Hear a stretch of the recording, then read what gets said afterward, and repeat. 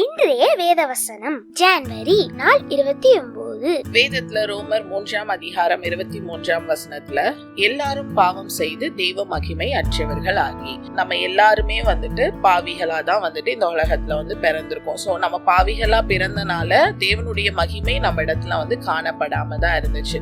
So பாவிகள் அப்படின்னு சொல்லும் போது எல்லாருமே நினைக்கிறது பெரிய பெரிய பாவம் செஞ்சாதான் நம்ம பாவம் செய்யறதா கன்சிடர் பண்ணிக்கிறாங்க. அப்படி கிடையாது.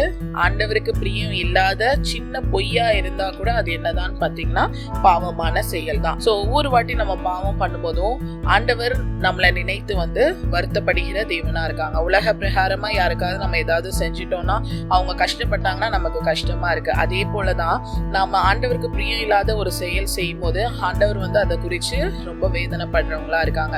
நம்மளுடைய பாவங்களை மன்னிக்கிறதுக்கும் முழுசா நம்மளுடைய பாவங்களை நீக்கி போடுறதுக்கும் ஒருத்தரால மட்டும்தான் முடியும். அது யாருன்னு பாத்தீங்கன்னா ஆண்டவராகிய இயேசு கிறிஸ்து. அதனாலதான் நம்மளுடைய பாவங்களுக்காக ஆண்டவர் கல்வாரி சிலுவையில மரித்து 3ஆவது நாள் உயிர் தெழுந்திருக்காங்க. மத்தபடி இந்த உலகத்துல எந்த காரியத்தை கொண்டும் நம்மளோட பாவங்களை மன்னிக்கிறதுக்கும் முழுமையா சுத்திகரிக்கிறதுக்கும் முடியவே முடியாது. உங்களுடைய பாவங்கள் எல்லாம் மன்னிக்கப்பட்டு நீங்க நித்தியமான பரலோக ராஜ்யத்திற்கு போகணும் அப்படின்னு நினைச்சீங்கன்னா அது ஆண்டவராகிய இயேசு கிறிஸ்துவ அறிந்து கொள்வதனால மட்டும்தான் முடியும். இன்னைக்கு நீங்க பாவி அப்படின்னு சொல்லி உணர்ந்தீங்கன்னா உங்களுடைய வாழ்க்கைய ஆண்டவரிடத்துல ஒப்பு கொடுங்க.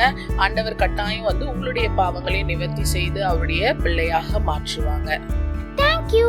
Have a nice day.